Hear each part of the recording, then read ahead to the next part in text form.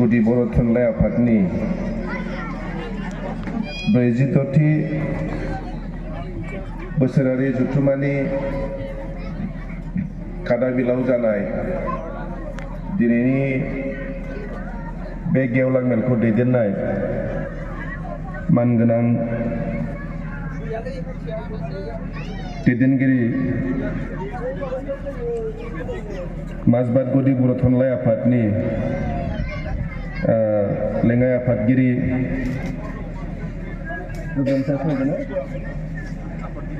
आफादगिरि फैबाय आदा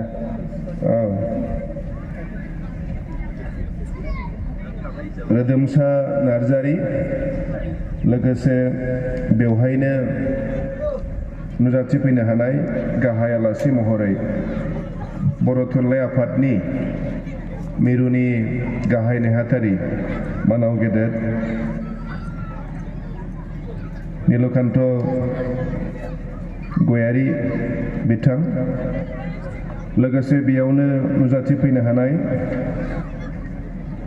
उदालगुरि जिल्ला बर' थुनलाइ आफादनि मानगोनां आफादगिरि मुस्रि मानिक बसुमतारी लोगोसे नुजाथिफैनो हानाय उदालगुरि जिल्ला बर' थुनलाइ आफादनि गाहाय नेहाथारि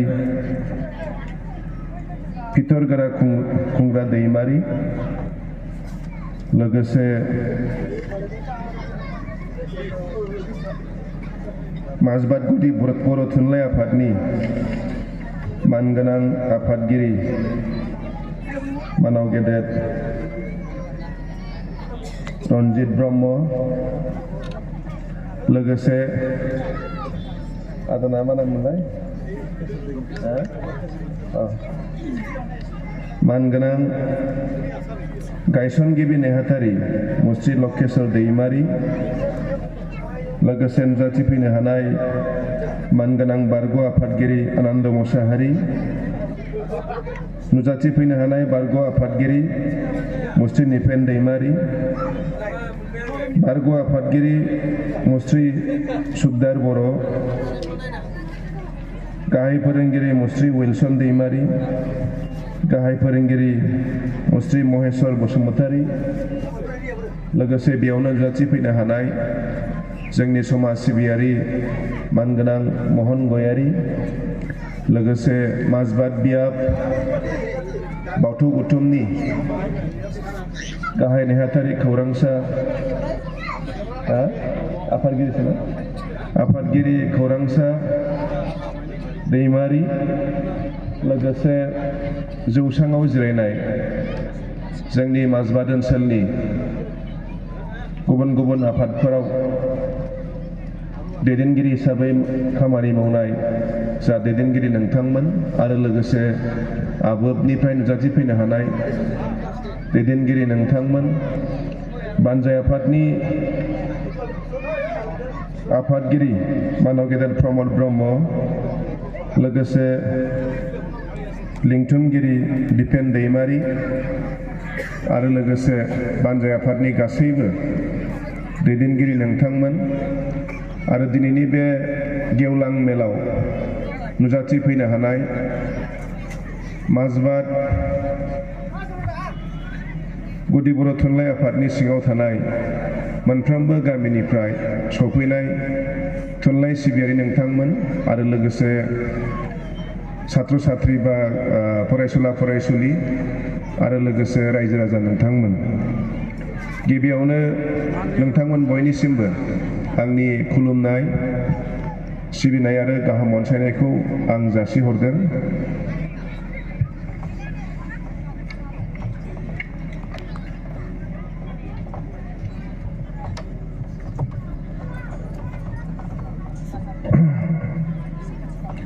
आरो लोगोसे नैबे माजबाद गुदि बर' थुनलाइ आफाद बर' थुनलाइखौ सिबिनो थाखाय फ्राय 46 बोसोर सिगां जाय थुनलाइ सिबियारि बिथांमोना बेवहाय थुनलाइ आफाद गायसननानै खामानि मावबोबाय आरो दिनैसिमबो गोबां थुनलाइ सिबियारि बिथांमोना जोंनि राव हारिमुखौ हमथानो थाखाय खामानि मावगासिनो दङ बिथांमोन गासैखौबो आंनि गोसो गोरबोनिफ्राय रोजा रोजा साबायखर बावदों।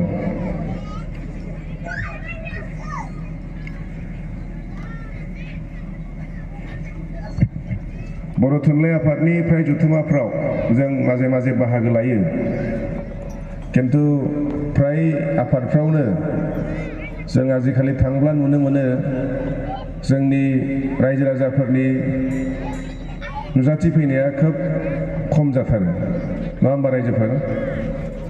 बर' थुनलाइ आफादनि फ्राय मेल मिटिंफ्राव बिराद खम जायो। दिनै बेवहाय बधय माजबादना बिदि नङादां, मानो होनोब्ला माजबाद गुदि बर' थुनलाइ आफादा आंनि बुजिनायाव बांद्राय गामि गैया। जिहेतु बर' गामिफ्रा माजबादाव फ्राय फिसा फिसा, बांद्राय गिदिर गिदिर गामि नङा आरो गामिनि संख्याबो बिराद खम। दा बेवखायनो बधय नोंथांमोनाबो दिनै बेवहाय बाहागो लाफैनायनि अनजिमाया एसे खम जानो हागौ। आरो बेनिफ्राय आंनि मिथिनायाव बे गामिखौ बारबानो ओरैजाय मोनसे आरो गुदि बर' थुनलाइ आफाद थालायबाय, जिंगाबिल गुदि बर' थुनलाइ आफाद। जोंहा ओरैजाय एकदम गोगोम बर' गामिफोर, जोंनि जिखिनि ओरैजाय साबारि, जिंगाबिल, बम्बाइ सेन्टार, ओरैजाय जिखिनि गोदान एलेखाफोर थाबाय, बे एलेखाफ्रा जाहैबाय माने जिंगाबिल गुदि बर' थुनलाइ आफादाव दङ। बे हिसाबै माजबाद गुदि बर' थुनलाइ आफादनि सिङाव थानाय गामिफोरनि संख्या खोब खम। ओंखायनो बधय दिनै बेवहाय रायजो राजाफोरनि नुजाथि फैनाया खम जादों। आरो बेबायदि स्कुलफोरनि संख्या, फरायसालिफोरनि संख्याबो जथेस्थ' खम। बे हिसाबै निस्सय दिनै बेवहाय नुजाथि फैनायनि सानखोआ एसे खम जानो हागौ। नाथाय जायफ्रावनाखि एकदम मैखोम बर' गामि, मैखोम बर' गामिफ्रावबो आजिखालि माने बर' थुनलाइ आफादनि मिथिंफ्राव जोङो नुजाथि फैनायफोरखौ एसे खम नुयो आरो। जोंनि ओरैजाय खायजामाथि होन, जोंनिथिं रौता होन, बर्नगाव होन, बेफ्रावबो थुनलाइ आफादनि मिथिंफ्राव जों बाहागो लायो।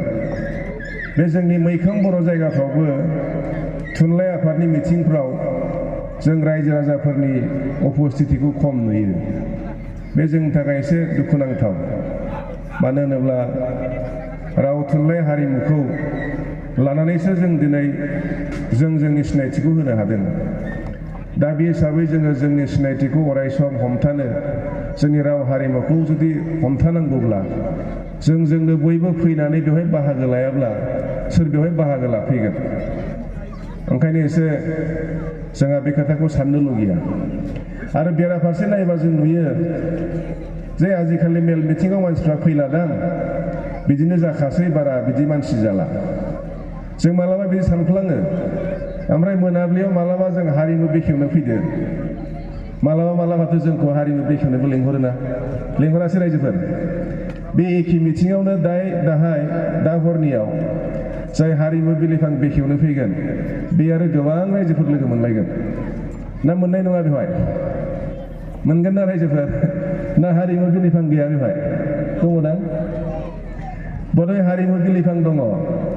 दा हरनि हारिमु बिलिफांखौ जाय बेखेवनायनि बिबान मोनगोन, निस्सय बेयो एसे उल्था सावगारि मोनलांगोन आरो बियो, बा माथो बिराद फैदों, बर' थुनलाइ आफादनि मिथिङाव बिराद लोब लोब फैथारदों, खोब मोजां जादोंदां, नैबिदि मोनसे साननाय फैगोन आरो। आंनि मथेब्ला मोननैबो समान जानांगौ। हारिमुखौबो नांगौ, थुनलाइखौबो नांगौ। दा साननि बेलायाव जों जिहेतु जोंनि थुनलाइ सरसा जों बेवहाय खालामनो नागिरदों, थुनलाइनि सोमोन्दै रायज्लायनो नागिरदों, बेवहायबो जों थानांगौ। हारिमुवाबो जोंनि थाखाय गोनां, हारिमुवाबो जों थानांगौ। ओंखायनो फारनैथिंबो जों थानांगौ आरो। दा बे जों साफ्रोमनिबो ओंखायनो मावनांगौ थाहैबाय। दानि लाइमोनफोरखौ जों बोरै बेफोर मेल मिथिंखौ लाबोनो हागोन, बोरै जों जोंनि थुनलाइ सरसा खालामहोनो हागोन, बेवहाय जों एसे गोसो होनांगोन आरो। बेखिनि जोंनि दायित्व थाहैबाय। गोबां मेल मिथिंफ्राव बेफोर खोथाखौ रायलायो, खिन्थु जों बेवहाय बांद्राय सोलायनाय जोङो लाबोनो हानायखौ जों नुवाखै।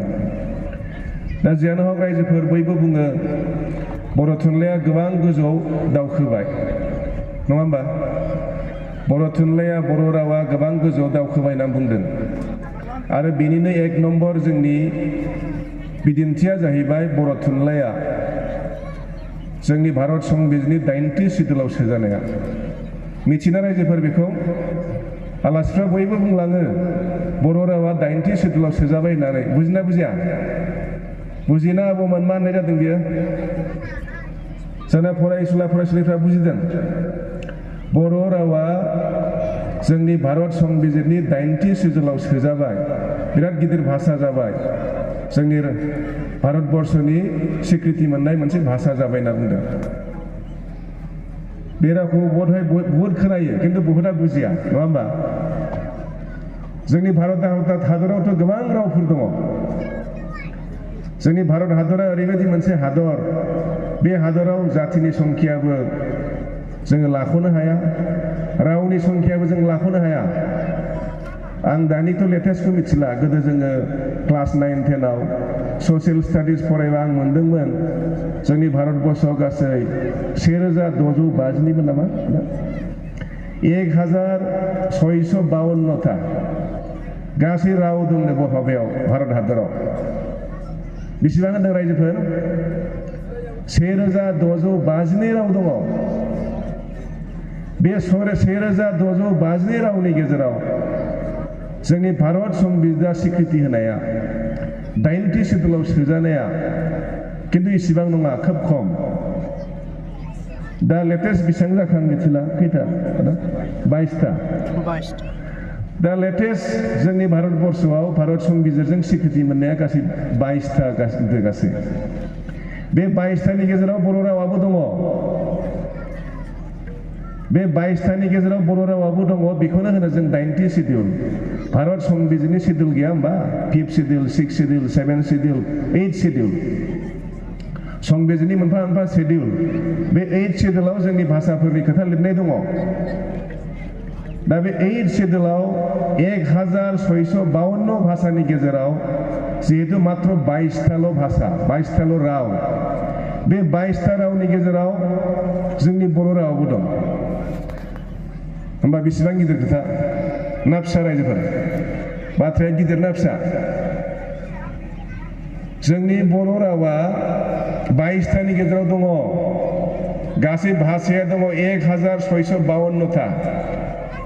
अब्ला जोंनि भाषाया बहा उन्दै जाखो? जथेस्थ' गिदिर भाषा। जों दिनै भारत संबिजिरजों स्वीकृति होजाबाय। स्वीकृति होजानाय लोगो लोगो जोंनाव गोबां सोलायनाय फैबाय।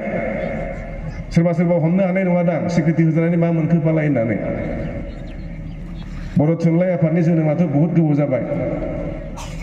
जोनोम जादोंमोनब्लाबो बर' थुनलाइ बा बर' रावनिफ्राय जायफ्रा लिरबिदां लिरदों, थुनलाइ होन माबा मा होनगोन, सल'बाथा होन, सुंद' सल' होन बा अनेकफोर खन्थाइ होन, बर'नि लिरगिरिफोरखौ आवगोलाव 8th सिडुलाव हाबैनि सिगां मालाबाबो साहित्य एकाडेमि बान्था होआमोन।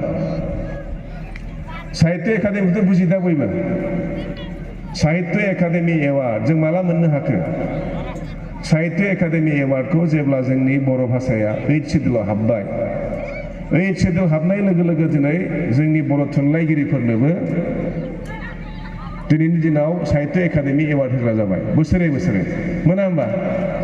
जोंनि गेजेरावबोथ' मोनो दा, बोसोराव सानै सानै मोनो। मोनसेया जाहैबाय चिल्ड्रेन लिटारेचार, ओमफ्राय मोनसेया मामोन?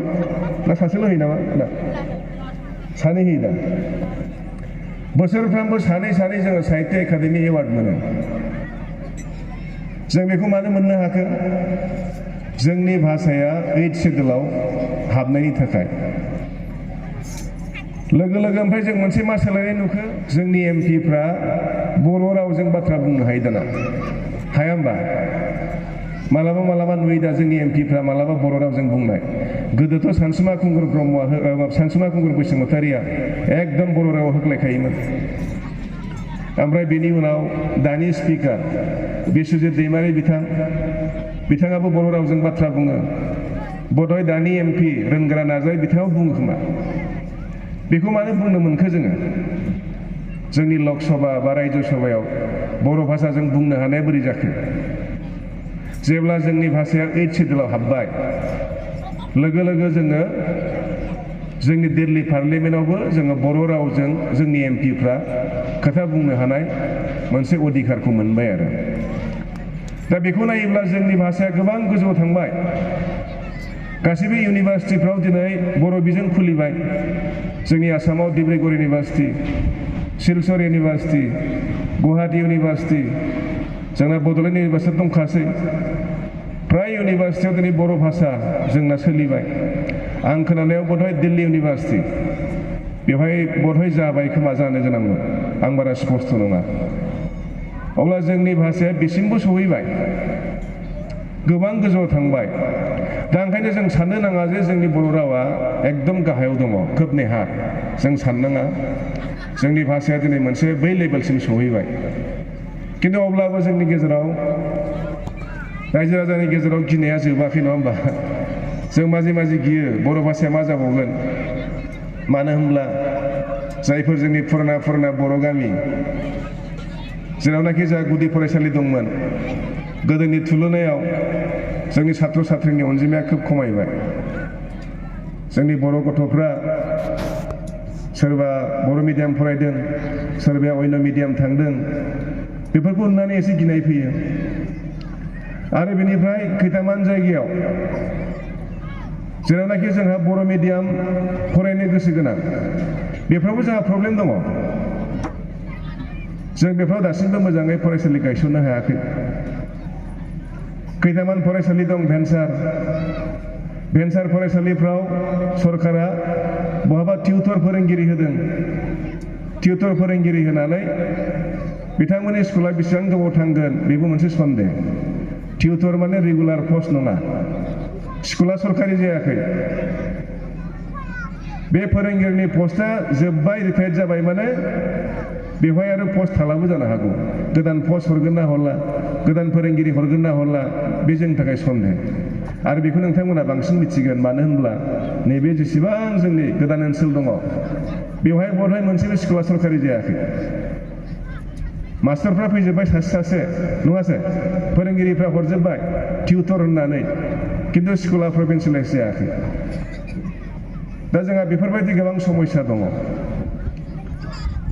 ओंखायनो जों माजे गिनाया बेबायदि जे जोंना बर' मिडियामाव फरायनाय छात्र छात्रीनि संख्याया खमायलाङोब्ला बेखौ गुबुनाथ' फरायखाया अब्ला जोंहा मा जाहैगोन बे मोनसे गिनाय आरो बेफ्राव गोबां खारनबो थाहैबाय खारना जाहैबाय जोंनि फरायसालिफ्राव दाबो फोरोंगिरिनि जि समस्या अत्यन्त गिदिर समस्या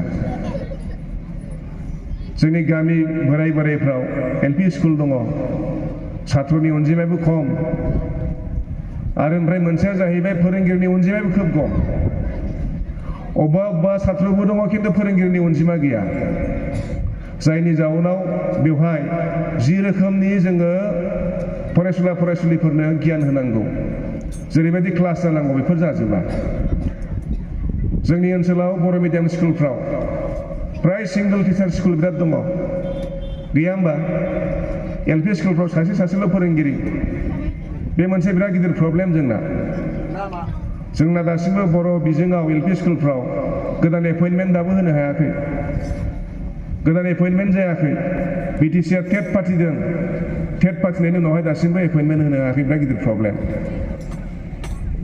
जोंबो दा एमएलए हिसाबै मालाबा बेफोर प्रग्रामखौ जों रायलायो गोजौआव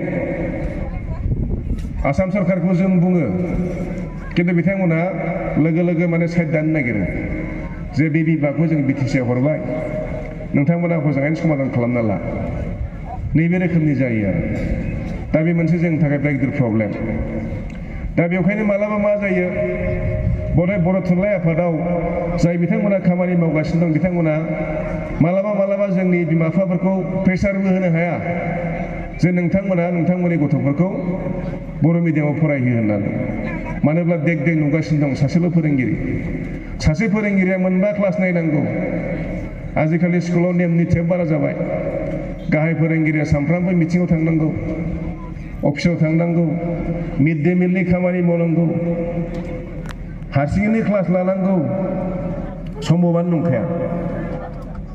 दा बिदि गोबां समस्या दं आरो बेफोर समस्याखौ जोङो समाधान खालामनो हायैनि थाखाय निस्सय जोंनाव जोंनि बर' मिडियामाव फरायनाय संख्याफ्रा निस्सय खमायदोंबो जानो हागौ। दा बेफोरथ' सरकारि भाबै मावनांगौनि खामानि जाहैबाय। दा बे मोनसे प्रब्लेम। आरो मोनसेया जाहैबाय जेफोरनाखि जोंना गोदान गोदान स्कुल गायसनबाय भेन्सार हिसाबै बेफोरखौ जों बोरै प्रभिन्सियेलाइज खालामनो हागोन? नङाबा बे टिउटर होननाय बुस्थुआ जोंनि थाखाय डेन्जारास जागासिनो दङ। टिउटर हरबाय, बे टिउटरा रिटायार्ड जाबा मा जागोन? जोंनि थाखाय खोब गिनो गोनां मोनसे परिस्थिति। जों बयबो मोजां मोनदोंमोन जिहेतु थांनाय बारनि जि बिटिआर एकर्ड, बिटिआर एकर्डआव मोनसे दफा दंमोन जे बिटिसि बा बिटिआर ओनसोलनि जेसेबांनाखि बर' मिडियाम स्कुलफोर, भेन्सार स्कुलफोर दङ, हाई स्कुल हक, एमइ स्कुल हक, एलपि स्कुल हक, गासैखौबो प्रभिन्सियेलाइज खालामगोन होननानै। नाथाय बे खामानियाबो जाफुङाखै। बे खामानिया जानायमोनथाय जोंनि बे समस्याफ्रा एसेबाबो जोबगौमोन। दा ओंखायनो बेफोर समस्याफ्रा जोंनि थाखाय खोब गिदिर समस्या। आरो बेखौनो लानानै जों एसे माजे माजे बयबो गियो आरो। दा ओंखायनो बेवहाय जोंहा हारि हिसाबैनो बयबो मावनांगौ थाहैबाय, बर' थुनलाइ आफादाबो मावनांगौ थाहैबाय। जेरैखि जाया जों जिहेतु जोंनि थुनलाइखौ हमथानांगोन, फोथांनांगोन, रावखौ फोथांनांगोन हिसाबै। दा बेखिनि खोथा। ओमफ्राय रायजो राजाफ्रा एसे थाल लादो रायजोफोर। जों जेखि मिडियामाव फोरोङा मानो जोंथ' जोंनि रावखौ हमथाथारनांगोन। जोंनि गेजेरावबोथ' फ्राय जोङो गावखौ गाव थगायना लानाय मा जानो, नङा होमबा? जोंनि गेजेरावबो थांबाय इंलिस मिडियाम बहुद, थाङाखैसो? माजबादाव फरायहैबाय, बहाबा फरायहैबाय। नोंथांमोननि ओनसोलावबो अनेक प्राइभेट स्कुलफोर जाबाय, जायाखै? प्राइभेट स्कुलफोर जाबाय। दा बेफ्राव सोरबाया गथ'खौ मोजां फोरोंनो नांगौआव बहाबा इंलिस मिडियामाव हरबाय, बहाबा बर' मिडियाम इउएन एकाडेमि हरबाय। दा बेखौ नों सोरखौ बोरै बादा होबावगोन? खिन्थु जोंहा बिमा बिफाया मोनसेल' थाल लानांसिगोन। सोरबाया बर' मिडियामाव फोरोंदोंब्ला जाहाथे मोजाङै जत्न लानानै गावनि गथ'खौ बोरै बर'जों लोगोसे बर'जोंनो मोजां फोरोंनानै इंराजिखौबो बोरै फोरोंलांफानो हायो बेखौ थाल लानांगोन। मानो होनबा दिनै इंराजिखौ बाद होनानै जालालाय, नङा होमबा रायजोफोर? बुजिदोंना आं होननायखौ? दिनै जोंनियाव बेवहाय जोंनो बर'बो नांगौ, इंराजिबो नांगौ। ओंखायनो आंना रायजोफोरखौ खुला खुलि खावलायनाया बेल' एकदम सिदा भाषा दे रायजोफोर। जायफ्रा इंराजियाव फोरोंबाय बिथांमोनाबो साननांगोन इंराजियाव फरायदोंब्लाबो आंनि गथ'आ जि मोनसे एमआइएल साबजेक्ट लागोन बे बर' जाथारनांगोन, नङा होमबा? बर' जाथारनांगोन, बर'खौनो आं साबसिन फोरोंगोन। नांगौबा टिउसन होबा बर'आवसो हो, ना नङा रायजोफोर? जाय बिमा बिफाया इंराजियाव फोरोंबाय, जि मोनसे एमआइएल साबजेक्ट लागोन एमआइएलखौ बर' होथारनांगोन। सोरबा सोरबाथ' बेहायबो बेलेग होनो नागिरो। एमआइएलखौ बर' होथारनांगोन आरो एमआइएलखौ ओरैबायदि गोसो होनानै फोरोंनांगोन जिहेतु इंलिस मिडियाम फरायखाबायब्ला बेलेगाव माथो टिउसन होबावनो, नङा होमबा? बर'आवसो टिउसन होनांगौबा आंनिबो आरो, जाहाथे बर'खौबो जों समान समान लांफानो हायो। ओमफ्राय ओरैजाय जाय बिमा बिफाया जोंना बर' मिडियामाव फोरोंबाय, जोंना सिटुवेसना ओरैबायदि थिनबाय जोंनो इंराजिखौबो नांगौ। दा जों बर' मिडियाम फरायदों होननानै अकल बर'खौल' गोसोबा जाला। ओंखायनो बर' मिडियामाव फोरोंग्राफ्राबो जाहाथे इंलिसाव एकदम स्पेसियेल केयार जोंनि गथ'फोरखौ होयो। मानो होनबा जोंनो मोननैखौबो नांगौ। बे बुस्थुखौ एसे थाल लानांसिगोन आरो रायजोफोर। हमनो हादोंना आं बुंनायखौ? हादों दा? बर' मिडियामाव फोरोंग्राफ्रा गावनि गथ'खौ स्पेसियेल केयार होयो इंलिसाव, आरो जायफ्रा इंलिस मिडियामाव फोरोंबाय बिथांमोना बर'आव स्पेसियेल केयार होनांगोन। नङाबा गावजों गाव बुंलायनानै मा जाबावनो? नोंजों आंजों आसथुलायबाय थाबा मा जाबावनो, नङा होमबा? प्रेक्टिकेला बेनो जाहैबाय। दा आं मालाय मा लेक्सार होबावगोन? आंनि गथ'आबो सानैबो इंलिसावनो फरायो, आंनाबो गथ'फ्रा सानैबो इंलिस मिडियामावनो फरायो। होमबा आं मालाय नोंथांमोननो मा एग्जाम्पोल होबावगोन मा गोरा खोथा बुंबावगोन दा आंबो गोसोजों सानदों जे गथ'खौ आङो बोरै बर'खौ मोजाङै फोरोंनो हागोन एसे स्पेसियेल केयार होनानै बे बुस्थुखौ बयबो गोसो होनांगोन आरो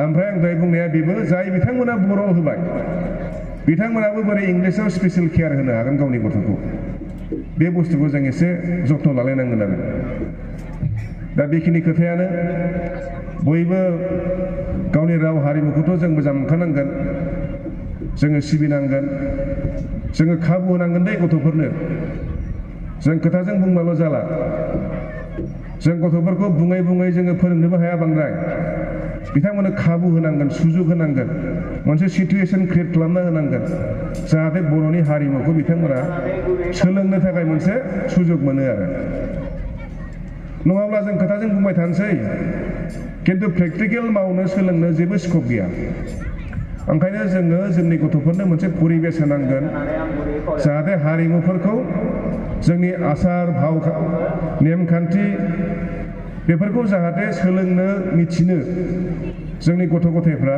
मोनसे सुजुग मोनो जों बेबायदि मोनसे परिबेस सृष्टि खालामना होनांगोन ओंखायनो जोंहा बेवहाय मावनांगौ थाहैबाय मानो होनब्ला देरसिना जाहैबाय जोंना इयुना दाथ' सोलिबाय उनावबो सोलिनांगोन ना दा सोलिगासिनो दं उनावबो सोलिनांगौबा उनावबो हमथालांनांगौब्ला जों सोरनो होलांनांगोन जोंनि उन जोलैनो जों होलांनांगोन जोंथ' गाबोन दिनै दं गाबोन थैलांसिगोन जों थानाय समाव बर' भाषाया ग्रोम ग्रोम थाबायनो गाबोन जोंनि गथ' गथायनि समाव थागोन ना थाला बे मोनसे टेनसन जाहैबायना दा बेखौ जुदि जों थाहोनांगौब्ला जोंनि उन जोलैफोरनो जों होलांनांगोन उन जोलैनो होलांनांगौब्ला जों मोनसे परिबेस सृष्टि खालामना होनांगोन जाहाथे बिथांमोना सोलोंनो खाबुखौ मोनो नैबे रोखोमनि आरो ओंखायनो जोंहा बेवहाय बयहाबो मावनांगौ थाहैबाय आरो दा बेखिनि खोथा आं गोलाव आरो बुंनो लुबैयाखिसै जिहेतु जोंनाव गाहाय आलासि लोगोसे थुनलाइ आफादनि गोबां गिदिर गिदिर दैदेनगिरिफोर दंफैयो बिथांमोना नोंथांमोननि गेजेराव जोंनि राव बा थुनलाइ आफादनि बर्थमाननि जि थासारि लोगोसे बिथांमोना इयुनाव मा मा मावनो लादों निस्सय बिथांमोना खोन्थालांगोन बेखौ नोंथांमोना बयबो मोजाङै खोनासंदो आरो बे रोखोमैनो मावनानै जाहाथे जोङो अरायसम जोंनि राव थुनलाइ लोगोसे हारिमुखौ हमथानो हायो जों बेखौ नाजानांगोन आरो बाखि बेलेग खोथा नोंथांमोननो फोरमायथावथाव मोनसे दङ देग्लाय नोंथांमोननि बे गामियाव जिहेतु बेवहाय खोब माने मा होनो ओरैजाय खोब पपुलेसन दङ बुंनो थाङोब्ला जोंनि ओरै बे ओनसोलाव गोबां रायजो राजाफोर दङ बर' होन आदिबासि होन कमिउनिकेसन जिहेतु बारा मोजां नङा खिन्थु पपुलेसनखौ नायोबा खोब मोजां दं आरो खोब लास्ट नाम्बारनि दङ दा बेखायनो एबार आं बेखौ नोजोर होनानै नोंथांमोननि नैबे लामाया बेखौ माजबाद टाउननिफ्राय एकदम हाथिफुटा तिनिआलिसिम एबार नोंथांमोननो लामा गिदिर होनाय जाबाय दे खोनादोंना रायजोफोर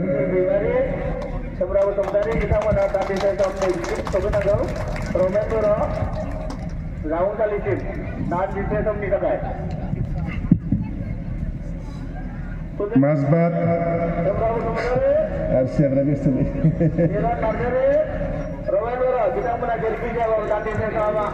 ओंखाम जाग्राफ्रा बुरजाथार दा आं आरसिफ्रा बिराद टेनसन जादों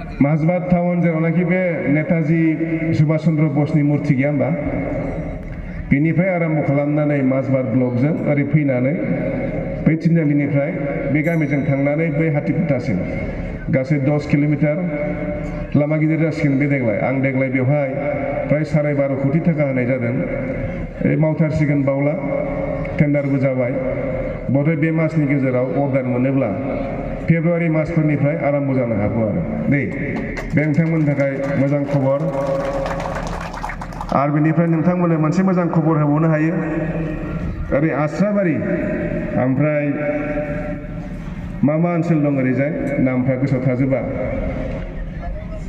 हा ओरै अफिस सेन्टार थाबाय थांनाय दै बानायावथ' बे बायजोब्बायना लामायाबो जाखायाखैमोन माथ्र देवस'निसिमल'सोमोन दा ओंखायनो जोंहा ओरैजाय थांनो लामायानो गैया दा ओंखायनो देग्लाय आं बेवहायबो देवस'निनिफ्राय आराम्भ खालामनानै अफिस सेन्टार ओरैजाय आस्राबारि थांग्रा बेवहाय आं देग्लाय दैसा बान्दोजों लोगोसे 2.5 किल'मिटार लामा फाखा खालामनो थाखाय अलरेडि होबाय आरो दै रायजोफोर ओरैजाय गैया खोमा अफिस सेन्टार साइडनि मानसिफ्रावबो ना दङ